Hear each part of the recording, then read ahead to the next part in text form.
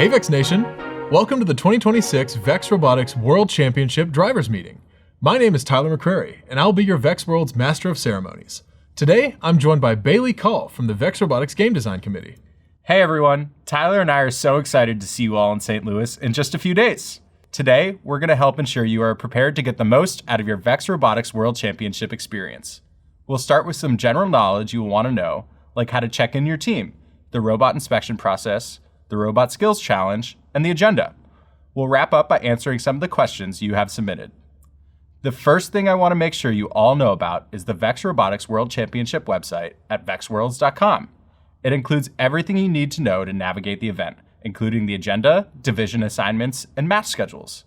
Teams should also install the Vex Via app so they can check match results and rankings as they're happening, and the Vex Hub app so they always have the game manual in their pocket. While you're at vexworlds.com, check out the schedule for all of the ceremonies that are happening in the Dome. Opening ceremonies are where we kick off the competition, and they're always so much fun. There'll be lights, music, special guest speakers, and as always, the incredible Parade of Nations. During closing ceremonies, we'll play the overall finals, present the top awards, and announce the winners of the costume and pit design contests. And of course, unveil next season's game. The ceremonies are one of the highlights of the entire week, Tyler. We really enjoy seeing all of the various cultures represented during the Parade of Nations. Absolutely. Like previous seasons, each team pit will be 8 foot by 8 foot, and due to fire marshal code, floating balloons, smoke machines, bubble machines, and fog machines are not allowed. Nothing can extend outside of your pit area, and for safety reasons, the pipe and drape cannot be removed. Vex IQ teams are not allowed to bring fields or parts of fields into the America Center, even homemade or unofficial versions. So save yourself some time and stress and leave those at home or at your hotel. And as always, the pit signs are yours to keep after the event as a commemorative souvenir from your trip. The first steps of Team Check-In will happen online again this year. You can begin the process by going to robotevents.com. There, you'll find a check-in button on the primary coach's dashboard. Tyler, what should teams know about the day of the overall finals and the closing ceremony, other than they won't want to miss it? It's a tight schedule. No doubt, every second counts. Teams should remember to pack and remove all items from their pit areas before going to the closing ceremonies. If you can't take all items back to your hotel or vehicle, there will be some space near the Dome, accessible from Dome Entry A for large equipment storage during the finals. And don't worry, security will be watching the area so all of your belongings are in good hands. Next, and this is a big one, getting the pits emptied before heading to the Dome is crucial, because as soon as one event ends, our staff prepares the pits for the next round of teams, and you won't be allowed back in. Opening and closing ceremonies also won't be streamed in the divisions this year, so make sure you're prepared to make it to the Dome when division finals end. On a related note, every attendee will be required to wear a bright green Vex Worlds wristband at all times to access the pits, divisions, skills, and the Dome. Team wristbands will be included in the registration packet you'll get at in-person check-in, and spectators can get theirs at spectator check-in. Each team will also receive one free parking pass to the parking lot N located behind the Dome. Very cool. Next, let's talk about volunteering.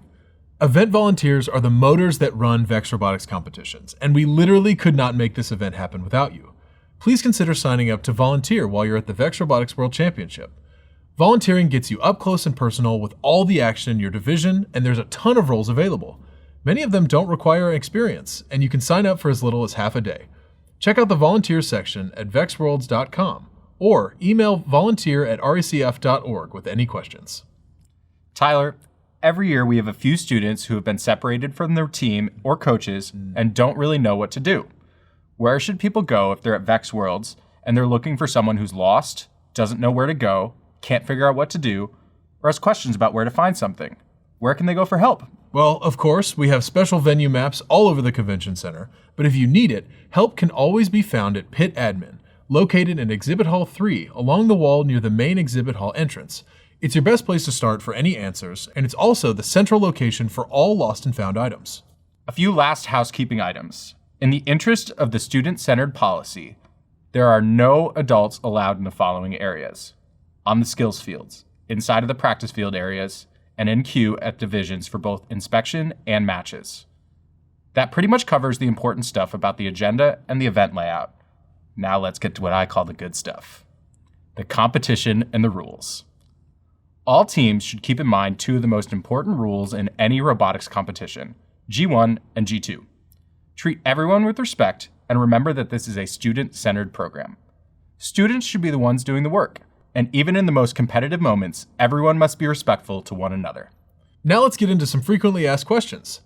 Bailey, if a Drive team member has a question about a ruling from a head referee, what should they do? Per Rule T3, Drive team members may appeal a ruling while still at the field, but teams must remember that once the head referee has made their final decision, T1 says that ruling is final. Also, discussions are limited to the Drive team members for that match, and they shouldn't discuss the match with people outside of the match until they've left the field. Can a coach, adult, or mentor approach the head referee to dispute a ruling? Nope. Only the Drive team members for that match have that right. Above all, this is a student-centered program, and students must be advocating for themselves. Students, please be sure to discuss any G1 or G2 issues with a head referee or division manager in your division before you leave after a match. The game manual makes it clear that students should be the ones advocating for themselves, and issues should be brought up in divisions by those students, not the adults. Also remember that it is the students who should create their team's match strategies. If adults are influencing these decisions, let your head referee or division manager know.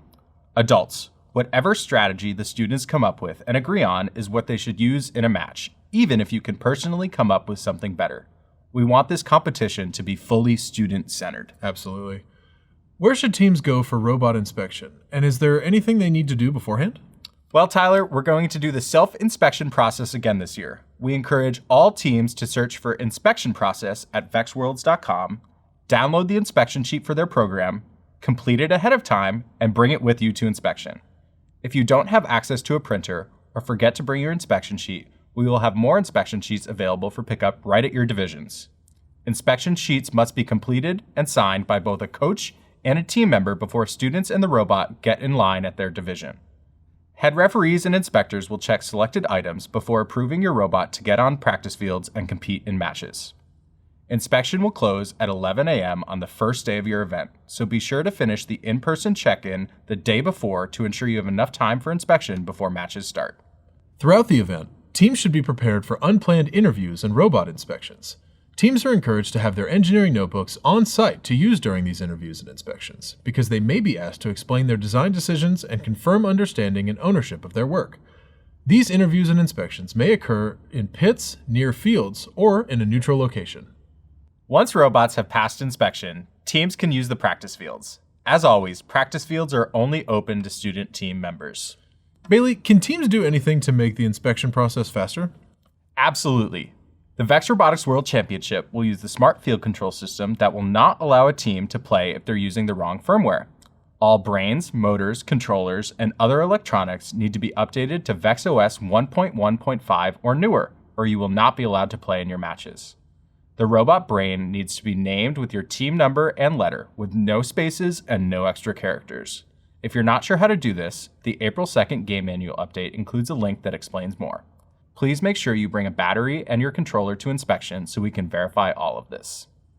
Teams should make sure all of their robot components are legal for the VEX V5 robotics competition. V5 robots cannot have 3D printed parts, 5-inch flex wheels, or non-legal pneumatics tubing as a few examples.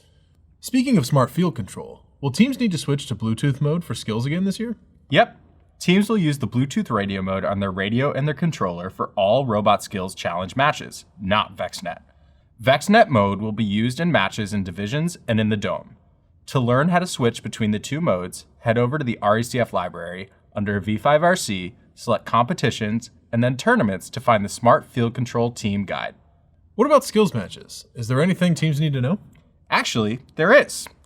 Students must have a robot to enter the skills queuing area, and doors will close at the posted time each day, about 15 to 30 minutes before the scheduled end of skills. If you don't have a robot, you cannot enter the line, and adults cannot wait in the line for teams. To participate in skills, students must be in line with their robot and inside the doors before the doors close, no exceptions. This year, only student team members are allowed in the skills area in order to maximize space for both teams and the fields. What else should they know for this year? Well, teams should remember they must come to the field ready to play. If you use pneumatics, you need to charge your system before placing your robot on the field. You should plan to do this in the driver's station, observed by a referee, and you cannot fill over 100 psi. Also, robot transport systems, including carts, wagons, and dollies, must stay outside of the queuing area and are not allowed inside of the divisions. Adults who aren't event staff or volunteers should never enter the divisions or the queuing areas. Bailey, how can teams make sure that the scores entered for their matches are accurate? Another great question, Tyler. After the match has been scored, the scorekeeper referees will show all teams the score, including the outcomes of the autonomous period. Once teams agree and the score is confirmed, the score is final. There's no need to ever question whether a score was entered correctly, because it is all done at the field with all team members actively participating in the process. So, with all that out of the way, how will the competition be structured this year? Each VEX V5 robotics competition team will have one practice match and one qualification match on the first day of the competition. High school teams will play in a total of 12 qualification matches, middle school teams will have 10, and VEX U teams will have 9 matches with no practice matches. There will be 10 high school divisions, 7 middle school divisions, and 3 VEX U divisions. The match schedule is subject to change, so teams should check their list of scheduled matches periodically throughout the competition. Each division will play a standard tournament, including elimination matches. Division champions will play in a standard elimination bracket in the dome within their respective programs to identify the world champions. The bracket is included in the April 2nd game manual update. Makes sense. And typically seeds are determined by qualification rankings. How are we ranking divisions in this season? It's actually pretty simple, and you can read more about it in the April 2nd game manual update. Divisions will be ranked based on the number of total autonomous win points earned by alliances in that division over the course of the qualification matches. For ties, we'll look at the number of controlled zones and points earned for parked robots. Obviously, the object of the game is to succeed at those tasks. Divisions that play the game the hardest will seed the highest in divisional rankings. Very good stuff, Bailey. We have a few more questions that teams have submitted about how pushback will be played at Worlds. You ready? Let's get after it. Very nice. First up, will there be a penalty if teams contact the field monitor that's attached to the field perimeter? Well, most likely not. However, if a team damages the monitor or is contacting it often or recklessly, the referee may issue a violation or warning. Please be careful around those monitors. That seems pretty reasonable. Can competitors use smart glasses or other similar POV cameras with Wi-Fi, Bluetooth, and any other communications turned off? Competitors and volunteers cannot use these devices to record matches, referee interactions, or other interactions with event participants, and may be asked to remove them during matches and those conversations. Anything else teams should be aware of? Well, we've talked about it before, but teams will definitely want to make sure they read the April 2nd game manual update in full. There's some critical information in this update that will help inform teams about how certain rules will be enforced at the VEX Robotics World Championship this year, specifically SG7 and SG10. This is going to be a competition like none other, and we're so excited to see all of you and your teams giving it everything you've got at the final competition of the season. Thanks for watching, and be sure to say, hey, when you see us at the 2026 VEX Robotics World Championship. See you soon.